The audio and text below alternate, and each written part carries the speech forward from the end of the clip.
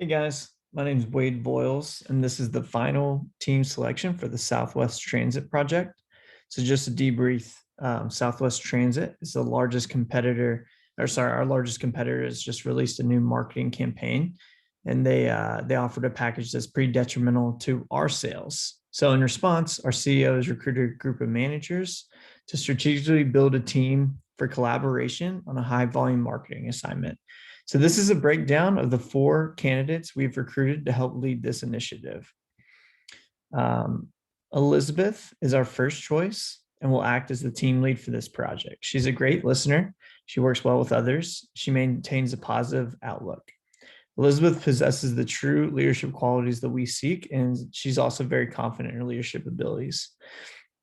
Natalie is another choice. She's also positive, which continues to strengthen the culture we want for our team.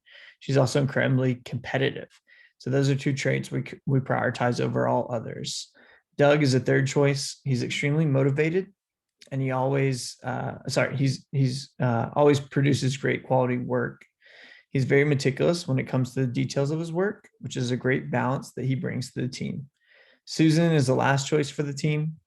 She's very creative, has a very high internal drive. She's also adept at maintaining great communication throughout the team, and she takes many of the ideas that we have and puts them into action.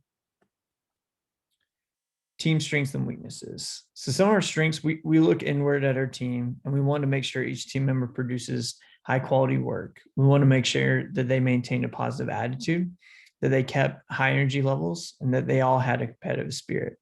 So all these traits form a pretty potent combination that we hope takes this challenge head on.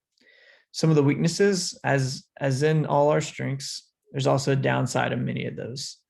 There's always a fear of being almost too optimistic, not being realistic during tough times. Sometimes teams this competitive might push a little too hard and cause friction between other members. Finally, sometimes we worry that they get too caught up in being too perfect and everything being so meticulous that they lose valuable time that could be allocated elsewhere. Team potential. We believe with this team that we've assembled that they show a ton of potential, all of them. All members display high EQ. They all have the right attitude we're looking for, and we know they will cohesively work together to maintain a positive work environment.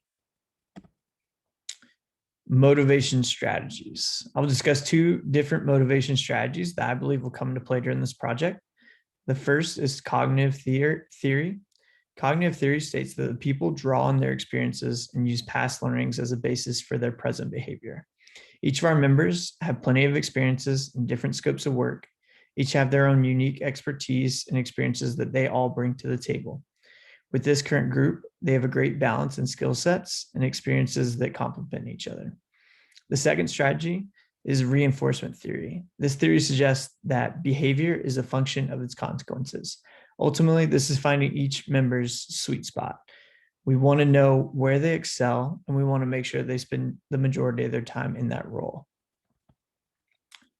I will also discuss two different conflict management strategies that will come into play during this project. The first is interpersonal conflict management. Collaboration, compromise, compete, accommodating, and avoiding are the main principles in this strategy. We want to make sure everyone's on the right page, on the same page. One of my favorite quotes is, you don't always have to be going in the right direction. You just have to make sure to be going in the same direction.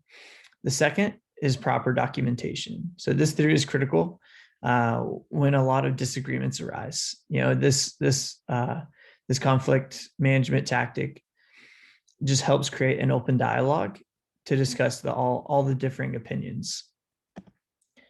The two most important leadership strategies that will come into play during this project are charismatic leadership and conscious leadership.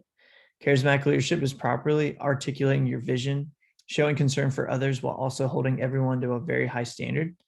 Charismatic leaders display adeptness at creating and leading high-performing groups. Conscious leadership is displaying empathy, maintaining a people-first mindset, having cross-generational awareness, and exhibiting humility. We hope to create a positive, upbeat work culture that is focused on the well-being of the people. conscious capitalism. So we briefly touched on conscious leadership, and I just want to focus more on these 4 different principles. So conscious capitalism, again, is broken down into those 4 main principles, starting with empathy. So just feeling empathetic and caring towards others in their unique situations. People first mindset. It's ensuring that focus is always on the foundation, the staff, the people, the most important piece of our organization. Cross-generational awareness, constantly adapting to the latest trends.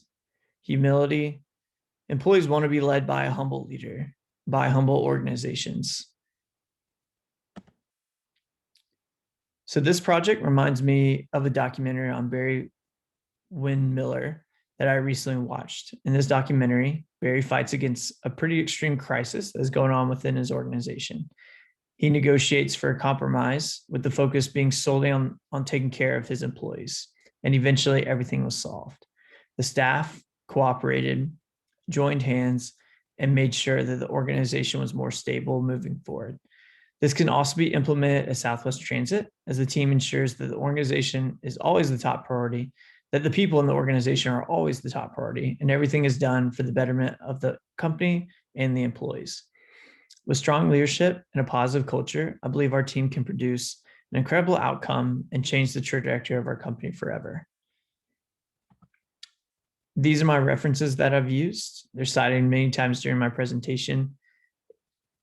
If you have any other questions, I'd be happy to elaborate. Thank you.